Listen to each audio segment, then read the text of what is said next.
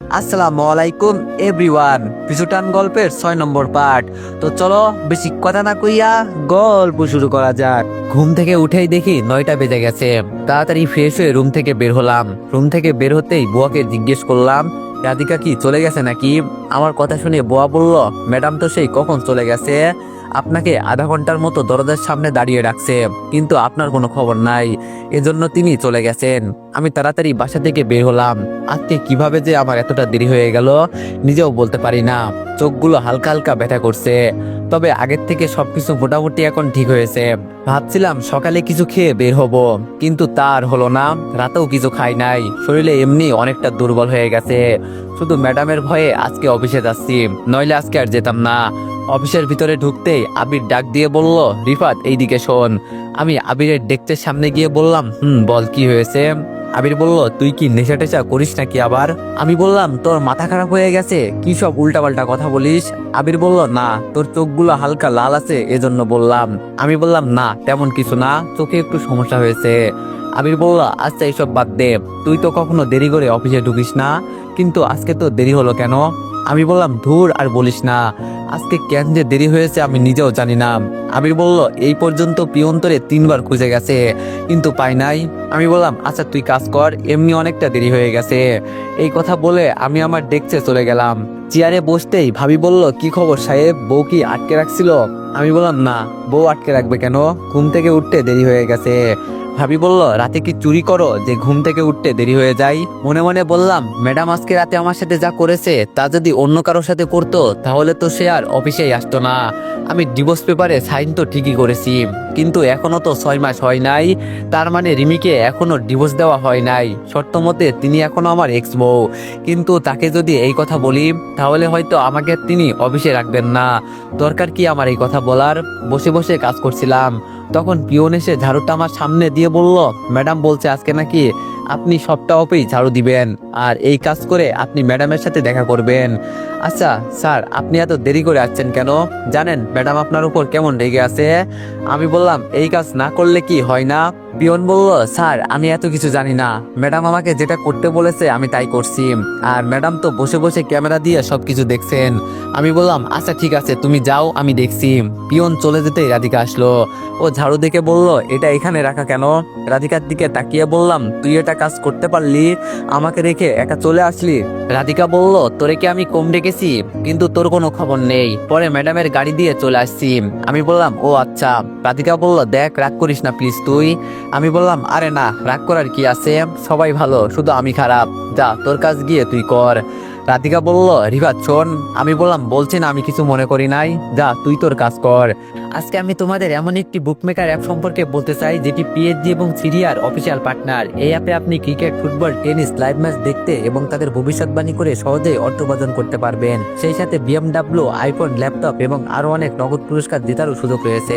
এই অ্যাপটিতে আপনি crash crystal, under and over 21 ইত্যাদি গেম খেলে সহজেই আয় করতে পারবেন। সাইন আপ করার সময় আমার প্রোমো কোড ভোডো7 ব্যবহার করে আপনার প্রথম জমায়েতে 24,000 টাকা পর্যন্ত পান। আপনি বিকাশ, নগদ, ব্যাংক, ক্রিপ্টো, পেপাল এবং অন্যান্য সহজ পদ্ধতির মাধ্যমে সহজেই আপনার জেতা টাকা তুলতে পারবেন। এখানে আপনি 24 ঘন্টা 7 দিন গ্রাহক সহায়তা পাবেন। তাহলে আর দেরি কিসের? রেজিস্ট্রেশনের জন্য আমার পিন কমেন্টে থাকা নির্দেশগুলো ফলো করুন, আর অবশ্যই আমার প্রোমো কোড ভোডো7 ব্যবহার করে প্রথম ডিপোজিটে 24,000 টাকা পর্যন্ত পান। আমার কথা শুনে রাধিকা মন খারাপ করে চলে গেল। আমি ঝাড়ুটা নিয়ে অফিসে ঝাড়ু দিতে লাগলাম। সবাই শুধু আমার দিকে অবাক দৃষ্টিতে তাকিয়ে আছে। আবির তো প্রশ্ন করেই ফেললো যে আমি এইসব পাগলের মতো কি করছি। আমি শুধু মুচকে হাসি দিয়ে বললাম, যদি কপালে থাকে তাহলে কি আটকানো যায়? ভুল করেছি, ভুলের মাসুল তো দিতেই হবে। আবির বোকা সুরে বলল, ভুল করেছি মানে? আমি বললাম, তুই ওইসব বুঝবি না, আমাকে আমার মতো কাজ করতে দে। তবে একটা কথা জেনে রাখ, সময় আমারও একদিন আসবে, তখন আমিও দেখিয়ে দিব। এখন শুধু চুপ করে আছি। আমি আর কিছু না বলে আমি আমার মতো কাজ করতে লাগলাম। অফিস ঝাড়ু দিয়ে ম্যাডামের কেবিনের সামনে চলে গেলাম। দরজার সামনে গিয়ে বললাম, ম্যাডাম ভিতরে আসবো? রিমি ম্যাডাম আমার দিকে তাকিয়ে বলল, ভিতরে আসো। ভিতরে গিয়ে দেখি একটা বড় পাতিল রাখা আছে, আর দেখে মনে হচ্ছে ওখানে গরম পানি রাখা আছে। একটু দূরেই পিয়ন দাঁড়িয়ে আছে। আমি বুঝলাম না রিমি ম্যাডাম আবার গরম পানি দিয়ে কি করবেন। রিমি ম্যাডাম চেয়ার থেকে উঠে আমার সামনে দাঁড়িয়ে বলল, 1 ঘন্টা লেট হয়েছে কেন অফিস আসতে? আমিও বলে দিলাম, ম্যাডাম চোখের ব্যথায় তাকাতে পারছিলাম না, কি করব বলেন, অফিস তো আসতেই চেয়েছিলাম না, কিন্তু আসতে হয়েছে। রিমি ম্যাডাম বলল, অফিস কি তোর বাপের যে তুই মন চাইলে আসবি আবার মন না চাইলে আসবি না? আমি বললাম, এজন্যই তো অফিসে আসছি। রিমি ম্যাডাম বলল, আমার অফিসে কাজ করতে গেলে দেরি করে আসা যাবে না, বুঝলি? আমি বললাম, সরি ম্যাডাম, আর ভুল হবে না। রিমি ম্যাডাম আমাকে ধরে জোরে ধাক্কা দিয়ে গরম পানির উপর ফেলে দিল। আমি জোরে একটা চিৎকার দিয়ে বললাম, ও মা গো, আমি তো শেষ। তাড়াতাড়ি লাফ দিয়ে পানি থেকে উঠে গেলাম। পিঠটা একেবারে জ্বলে গেল, ঠিক মতো দাঁড়িয়ে থাকতে পারছি না। ম্যাডাম যে আমার সাথে এমন কিছু করবেন আমার ধারণার বাইরে ছিল। মনে হচ্ছে জানো পিঠের চামড়া পুড়ে যাচ্ছে। রিমি ম্যাডাম আমার কষ্ট দেখে হাসতে হাসতে বলল, কিরে, আমাকে আরো বিয়ে করবি? এখন মজা লাগছে না? আমার শরীর এমন ভাবে জ্বালাপোড়া করতে লাগলো যার কারণে চোখ দিয়ে পানি পড়তে লাগলো। ম্যাডামের দিকে তাকিয়ে বললাম, কসম করে বলছি, যদি আমি বেঁচে থাকি আপনাকে দেখিয়ে দিব আমি কি জিনিস। আজকে অল্প একটু কারণে আপনি আমার সাথে যা করছেন আমার সারা জীবন মনে থাকবে। তবে বিশেষ করে আজকে আপনি আমার সাথে যা করলেন আমি তা কখনোই মাফ করব না, কখনো না। একদিন ঠিকই বুঝবেন। রিমি ম্যাডাম বলল, বাবা ভালোই তো বলতে শিখলি, ছোট লোকের মুখে এত কথা মানায় না। আর আমি তোর কাছে আসবো কেন রে? বলে, বাবা লে, আমার মায়া লাগবে তোমার উপর, তুমি তো আমার স্বামী ছিলে। ইস, তোমার সাথে এমনটা করা বুঝি আমার ঠিক হয় নাই। আহারে, আজকে আমি সত্যি সত্যি এখান থেকে চলে যেতাম, কিন্তু কাপুরুষের মতো এখান থেকে চলে গেলে আমি অপমানিত হব। 365 দিনে কিন্তু 1 বছর, আমারও কিন্তু সময় আসবে, তখন আমিও দেখিয়ে দিব আমি কি ছিলাম। রিমি ম্যাডাম একটা প্যাকেট আমার হাতে দিয়ে বলল, যা কাপড় চেঞ্জ করে আয়। কি করব, অফিসে তো এই ভেজা কাপড়ে করা যাবে না। রিমি ম্যাডামের কাছ থেকে কাপড়গুলো নিয়ে ওয়াশরুমে চলে গেলাম। কাপড় চেঞ্জ করে আমি আমার ডেস্কে চলে গেলাম। চেয়ারে কোনো অবস্থায় বসতে পারছি না, শরীরে ব্যথার কারণে। রাধিকা আমাকে দেখে দৌড়ে এসে বলল, ম্যাডাম তোর সাথে কি উল্টাপাল্টা কিছু করছে? আমি বললাম, তোর এসব শুনতে হবে না, যা তুই গিয়ে তোর কাজ কর। রাধিকা বলল, আরে কি হয়েছে বলবি তো? আমি বললাম, বলছি না তোর এইসব শুনতে হবে না, কপাল খারাপ আমার, বাদ দে। রাধিকা বলল, তোর মুখটা এমন শুকনো শুকনো লাগছে কেন? আমি কিছু বললাম না, দাঁড়িয়ে থেকেই কাজ করতে লাগলাম। আমি কিছু বলছি না দেখে রাধিকা আবার আগের মতোই মন খারাপ করে চলে গেল। আমি ভাবির দিকে তাকিয়ে বললাম, ভাবি মাথা ব্যথার ওষুধ আছে আপনার কাছে? ভাবি আমার দিকে তাকিয়ে বলল, আছে ঠিকই, মাঝে মাঝে মাথা ব্যথা হলে খাই, কিন্তু তুমি কি করবে? আমি বললাম, ভাবি আজকে আপনাকে একটু জ্বালাবো, কিছু মনে করবেন না তো? ভাবি হাসি দিয়ে বলল, আরে না না, কি যে বলো তুমি, বলো তোমার কি লাগবে? আমি বললাম, একটা ব্যথার ট্যাবলেট দিবেন? আমার কথা মতো ভাবি ট্যাবলেট দিল। ট্যাবলেট নিয়ে বললাম, জানেন ভাবি, রাত থেকে কিছু খাই নাই ম্যাডামের অত্যাচারের কারণে। একটা মানুষকে কতটা অত্যাচার করলে সে মন থেকে গালি দেয়। আমি যদি বড় কোনো অপরাধ করতাম তিনি আমাকে বলতেন আমি কি করেছি। আজকে অল্প একটু ভুলের জন্য তিনি আমাকে সবার সামনে অপমান করেছেন, আবার আমাকে দিয়ে যা ইচ্ছা তাই করাচ্ছেন। ভাবি বলল, বুঝলাম না ভাই কিছু। আমি বললাম, বাদ দেন ভাবি, এত কিছু বুঝবেন না। এই কথা বলে আমি রাধিকার ডেস্কে চলে গেলাম। গিয়ে দেখি রাধিকা আনমনে কাজ করছে। আমি রাধিকার টিফিন বক্সটা নিয়ে ক্যান্টিনের দিকে যেতে লাগলাম। রাধিকা আমার দিকে তাকিয়ে দেখলো, কিন্তু ভয়ে কোনো কথা বলে নাই।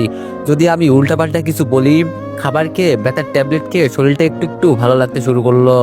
ক্যান্টিন থেকে বেরোতেই দেখি ম্যাডাম সবাইকে ডেকে কি যেন কথা বলছে। আমি গিয়ে আবিরের পাশে দাঁড়ালাম। অন্যদিকে ম্যাডাম বলছে, আজকে আমাদের অফিসে বড় একটা প্রজেক্ট নিয়ে কাজ করা হবে। এই ফাইলটা তৈরি করবে তোমরা আর উপস্থাপন করবে তোমাদের লিডার, মানে আমার কথা বলা হয়েছে। রিমি ম্যাডাম আবার বলতে লাগলো, যদি এই প্রজেক্টটা ওনারা খুশি হয়ে নিয়ে নেয় তাহলে আমরা সবাই অফিস থেকে 5 দিনের জন্য সুন্দরবন যাব পিকনিকে। আশা করি তোমরা আমাকে হতাশ করবে না। আর এই যে লিডার, তুমি শোনো।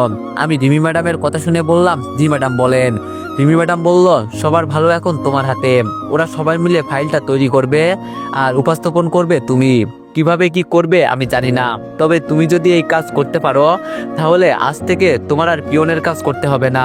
আর তোমার সাধারণ ডিউটি যতক্ষণ পর্যন্ত, তুমি ঠিক ততক্ষণ পর্যন্তই ডিউটি করবে, এর বাইরে কিছু করতে হবে না।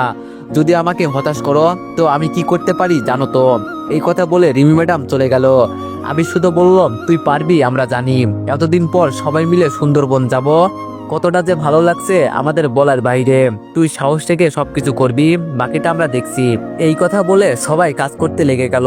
তবে যাক, আমি যদি এই কাজ করতে পারি তবে আমাকে তো আর পিয়নের কাজ করতে হবে না, উনি ওনার সত্ত্ব আবার তুলে নিয়েছে। এটা শুনে একটু ভালোই লাগলো। সুযোগ পেয়েছি তো কাজে লাগাতেই হবে। পিঠের জ্বালাপোড়া কমছে, কিন্তু বসতে পারছি না চেয়ারে। এইদিকে সবাই মনোযোগ সহকারে কাজ করছে, আমি শুধু তাকিয়ে তাকিয়ে দেখছি। আজকে ম্যাডাম বলেছে যে সবাই পিকনিকে সুন্দরবন যাবে, এজন্য সবাই কতটা না খুশি হয়েছে। কিন্তু খুশি শুধু আমি হতে পারলাম না। যদিও আমি ওখানে যাই তাহলে কি ম্যাডাম আমাকে মাফ করে দিবেন? কখনো না, তিনি ওখানেও আমাকে অত্যাচার করবেন।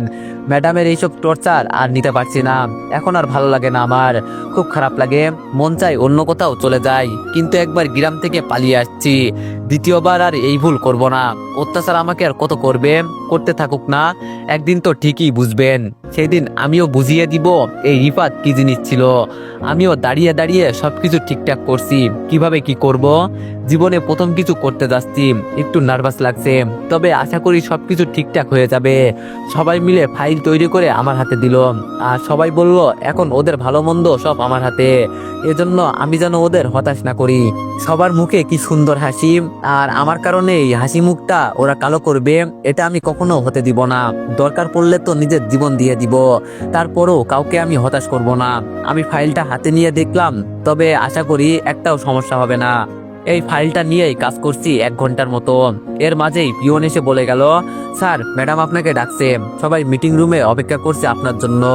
আমি রেডি হয়ে সামনের দিকে হাঁটতে লাগলাম, সবাই শুধু আমার মুখের দিকে তাকিয়ে আছে। আমি আমার মতো মিটিং রুমে চলে গেলাম। আমি ভিতরে গিয়ে সালাম দিয়ে আমি আমার কাজ করতে লাগলাম। তবে রিমি ম্যাডাম যে এখানে ছিল এটা আমি খেয়ালই করিনি, তবে সবাই আমার কথা মনোযোগ সহকারে শুনছে। সবশেষে আমি শুধু বললাম, জানি না আপনারা আমাদের এই প্রজেক্টটা নিয়ে কাজ করবেন কিনা, তবে আমি এখানে বেশি দিন হলো কাজ করি না, ভুল তো হতেই পারে, নতুন মানুষ আমি, আর এটা আমার নিজের অফিস বলতে পারেন। এখানে আমরা সবাই একটা পরিবারের মতোই কাজ করি। ওই কথাই আছে না, 10 মিলে করি কাজ, হারি জিতি নাহি লাজ। আমার কথা শুনে একটা মেয়ে দাঁড়িয়ে বলল, আপনার সবকিছু ভালোই লাগলো, তবে আপনি সেই কখন থেকে দাঁড়িয়ে কথা বলছেন, ইচ্ছে করলে বসেও কথা বলতে পারেন। মেয়েটার কথা শুনে আমি হাসি দিয়ে বললাম, ম্যাডাম কিছু মনে করবেন না, আমি আগেই বলছিলাম আমি এই অফিসের জন্য সবকিছু করতে পারি, কারণ এটা আমার নিজের অফিস। আমার পায়ে একটু সমস্যা আছে, যার কারণে বসতে পারছি না। আপনাদের সামনে বসে আমি কোনো বেয়াদবি করতে পারবো না, এজন্য বসি নাই। কেউ আবার কিছু মনে করবেন না, যদি আমার কথায় ভুল থাকে তো মাফ করবেন।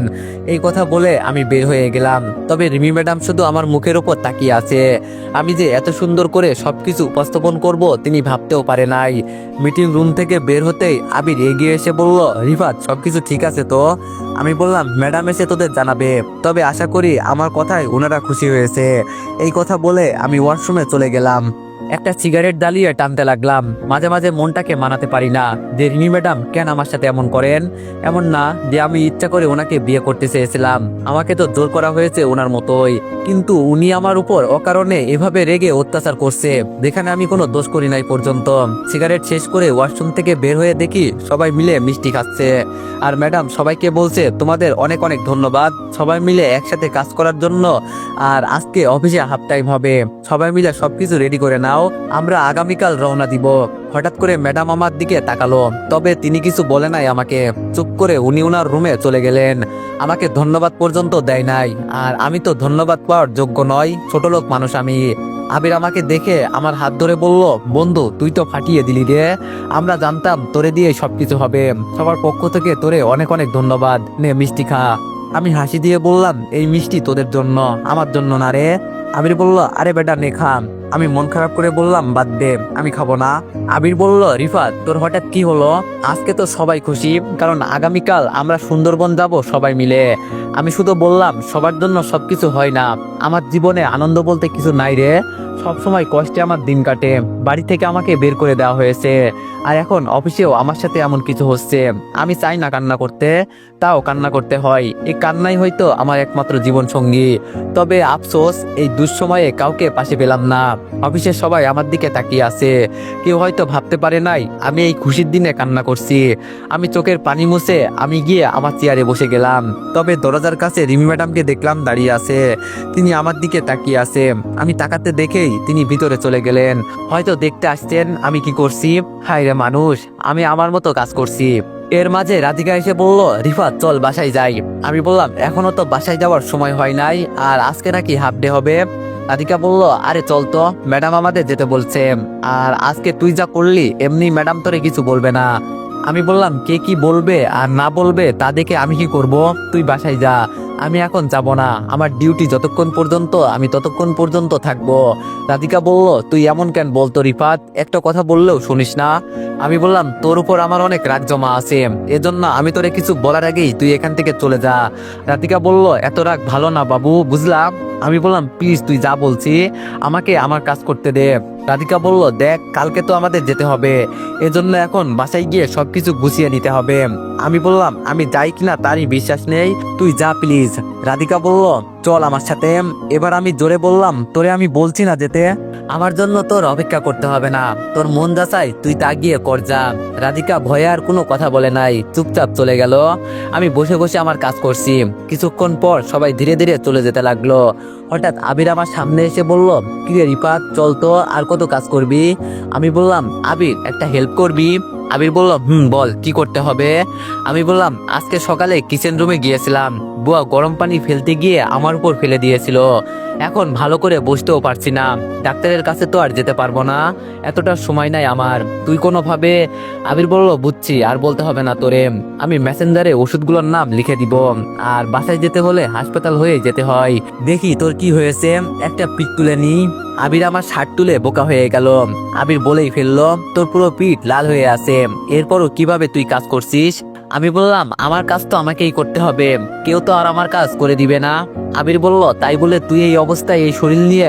আমি বললাম, থাক বাদ দে, তোরে আমি যেটা বললাম তুই সেটা কর প্লিজ। আবির বলল, তাহলে চল দুইজন মিলে যাই। আমি বললাম, হাতে কিছু কাজ আছে, সেগুলো শেষ করে আসি, তুই যা।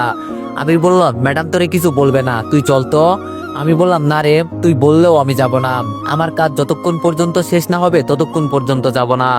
আবির বলল, তুই যে কি ভাই এটাই বুঝলাম না, আচ্ছা ঠিক আছে থাক তুই, আমি গেলাম। আবির চলে যেতেই ভাবিও দাঁড়িয়ে বলল, সবাই তো প্রায় চলে গেছে, চলো রিফাত যাই। আমি বললাম, না ভাবি আপনি যান, আমার কিছুটা দেরি হবে। ভাবি বলল, আচ্ছা ঠিক আছে, তবে কাল কিন্তু সময় মতো চলে আসবে। আমি বললাম, যাই নাকি এটাই তো বিশ্বাস নাই ভাবি, আগে দেখি। ভাবি বলল, কি বলো, তুমি যাবে না? আজকে মূলত পিকনিকে যাচ্ছি তোমার জন্য, তুমি যদি ইচ্ছে করতে তো সবকিছু করতে পারতে, কারণ তখন সবকিছু তোমার হাতে ছিল। আমি বললাম, বাদ দেন ভাবি, আমি কারো খারাপ চাই না, আমার সাথে হয়তো মানুষ খারাপ ব্যবহার করতে পারে, কিন্তু আমি না, আমি কখনো কারোর সাথে খারাপ ব্যবহার করতে চাই না। ভাবি বলল, আচ্ছা শোনো, এখন আমি কি বলি, তোমাকে যে আমাদের সাথে যেতে হবে এটা মনে রেখো, যদি না যাও তাহলে তোমার কারণে কিন্তু আমরাও যাব না। আমি বললাম, আচ্ছা ভাবি ঠিক আছে, যতটা সম্ভব আমি চেষ্টা করব আপনার কথা রাখার জন্য। ভাবি যেতে যেতে বলল, শুধু চেষ্টা করলে হবে না, যেতে হবে মানে যেতেই হবে, নইলে তোমাকে তোমার বাসা থেকে তুলে আনবো, এই বলে দিলাম। আমি হাসি দিয়ে বললাম, আপনি বললে তো আমি আপনার জন্য 7 সমুদ্র পার করে চলে আসবো। আমার কথা শুনে ভাবি খিলখিল করে হাসতে হাসতে চলে গেল। এখন আর অফিসে কেউ নেই, আমি পিয়ন আর ম্যাডাম শুধু আছি, আমি আমার মতো কাজ করছি। তখন পিয়ন এসে বলল, স্যার আপনি এখন যেতে পারেন। ম্যাডাম বলল, আপনাকে আর কাজ করতে হবে না। আমি বললাম, তোমার ম্যাডাম তো চাই আমি বেশি বেশি কাজ করি, তো আজকে তিনি আমাকে যেতে বলছেন কেন? পিয়ন বলল, স্যার আমি এত কিছু জানি না। ম্যাডাম বলল, আপনাকে বের হতে, আর উনি যাওয়ার আগে সবকিছু একবার দেখে যাবেন। এই বলে পিয়ন চলে গেল। এখন আর বেশি সময় থাকা যাবে না। আমি আমার টেবিল গুছিয়ে যেই বের হব, তখন দেখি ম্যাডাম তার কেবিন থেকে বের হলো। ওনার চোখের দিকে একবার তাকিয়ে আমি মাথা নিচু করে দিলাম। আজকাল মানুষ বুঝে মানুষের মায়ায় পড়তে হয়, যে কারোর দিকে তাকিয়ে মায়ায় পড়া যাবে না। আর রিমি ম্যাডাম তো অহংকারী একটা মেয়ে, ওনাকে আর কেউ চিনুক আর না চিনুক, আমি কিন্তু ঠিকই ভালো করে চিনি। অফিস থেকে বের হতেই দেখি অফিসের গেটে মাহিয়ার সেই দিনের ছেলেটা দাঁড়িয়ে আছে, যাকে আগে ওর সাথে পার্কে দেখেছিলাম। আমি যেই ওকে দেখে চলে যাব, তখন মাহি বলল, চলেই তো যাবে, আমার স্বামীর সাথে একটু পরিচিত হয়ে যাও। মাহির মুখ থেকে স্বামী শব্দটা শুনে দাঁড়িয়ে গেলাম, তার মানে ও বিয়ে করেছে, কিন্তু আমি কিছু জানি না, আমাকে একবারও ও কিছু বলে নাই পর্যন্ত, আর বলবে কিভাবে? আমি তো এতদিন কারোর সাথে কোনো যোগাযোগ করি নাই। মাহির সাথে থাকা ছেলেটা এগিয়ে এসে বলল, ভাইয়া আপনি রাগ করবেন না প্লিজ, একটু আমাদের কথা শোনেন, আর আমি মাহির হাজবেন্ড, ও আমাকে আপনার কথা অনেক বলে, কিন্তু আপনি তো রেগেই চলে যান, কোনো কথা বলেন না। আমি কিছু বলবো, তখন মাহি এসে বলল, এখনো কি আমার উপর রেগে আছেন? এর মাঝে রিমি ম্যাডাম অফিস থেকে বের হলো। তিনি মাইকে আমার সাথে দাঁড়িয়ে থাকতে দেখে আমার দিকে চোখ লাল করে তাকালো, আর কিছু বললেন না, চুপচাপ গাড়িতে উঠে চলে গেলেন। ম্যাডাম যেতে আমি মাইকে বললাম, তুমি আবার বিয়ে করেছো কবে? ভাই বলল, আপনি যাওয়ার 5 দিন পরেই বাবা জোর করে আমাকে ওর সাথে বিয়ে দিয়ে দেয়। আমি বললাম, আর এখন তুমি সংসার করছো না? আমার কথা শুনে মাইর স্বামী বলল, আপনার মতোই আমারও একটা গার্লফ্রেন্ড ছিল, কিন্তু ও আমাকে ধোকা দিয়েছে, শেষে কোনো উপায় না পেয়ে মাইকে বিয়ে করি। ও ও মোটামুটি ভালোই আছে, পিচ্ছি হলো মনটা অনেক ভালো। আমি হাসি দিয়ে মনে মনে শুধু বললাম, এতদিন আমি ওর সাথে ছিলাম, আমি জানি ও কেমন ভালো একটা মেয়ে, তবে আমার কপালে ছিল না বলে ওকে আমি পেলাম না। যাক, আফসোস করে কি আর লাভ আছে। মাই আমার হাত ধরে বলল, আমাকে মাফ করে দেন, আমি আপনার সাথে অনেক বড় একটা ভুল করে ফেলেছি। আমি বললাম, থাক এইসব কথা এখন বাদ দাও, এখন তোমার স্বামী আছে, তোমাকে আমি দোষী মনে করি না, এটা হয়তো আমার কপালে লেখা ছিল। মাই বলল, আমি মেম্বার আর চেয়ারম্যান সাহেবকে সবকিছু বলেছি, আপনি চাইলে। আমি বললাম, এতদিন বাসায় যাই নাই, এখন কি তোমার মনে হয় আমি বাসায় যাব? বলছি না, বাদ দাও, তবে আমার কষ্ট লাগলো কোন জায়গায় জানো মাহি, তুমি ইচ্ছে করে সবকিছু করেছো। মাহি মাথা নিচু করে বলল, সরি, আমাকে মাফ করে দেন, আম্মুর জন্য আমি এমন করতে বাধ্য হয়েছি, আমি আপনার পায়ে হাত দিয়ে বলছি, প্লিজ মাফ করে দেন। আমি বললাম, থাক বাদ দাও, এখন তোমার স্বামী আছে, এইসব কথা বলে এখন আর সময় নষ্ট করতে চাই না। আর তুমি জানো কিভাবে আমি এই অফিসে চাকরি করি? মাহি বলল, আপনি আসার সময় আমি আপনার পিছু নিয়েছিলাম, আর তখন দেখলাম আপনি এই অফিসে চাকরি করেন। আমি বললাম, ও আচ্ছা, তাই বলো। তো এখন তোমরা কেমন আছো, বিবাহিত জীবন কেমন যাচ্ছে? মাহি ওর হাজবেন্ডের হাত ধরে বলল, আমরা অনেক অনেক হ্যাপি আছি, উনি ওষুধ কোম্পানিতে চাকরি করেন আর আমি বাসায় বসে থাকি, এক কথায় আমরা খুব ভালো আছি। আমি হাসি দিয়ে বললাম, শুনে খুব ভালো লাগলো। মাহি বলল, আপনি কেমন আছেন? আমি বললাম, এই তো মোটামুটি আছি। ভাই বলল, আমি কিন্তু আপনাকে ভালো করেই চিনি, মুখে বলছেন ভালো আছি, কিন্তু আপনার মনে অন্য কথা।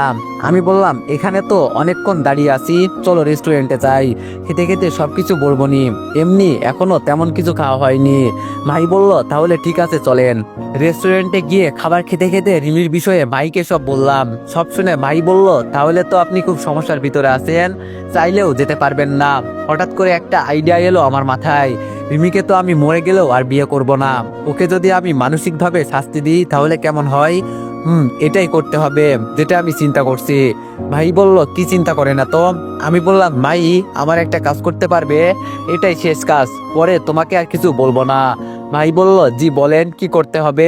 আমি যতটা পারি চেষ্টা করব। তো এভরিওয়ান, নেক্সট পার্টের জন্য সবাই একটু বেশি বেশি লাইক আর কমেন্ট করে দিও। ধন্যবাদ।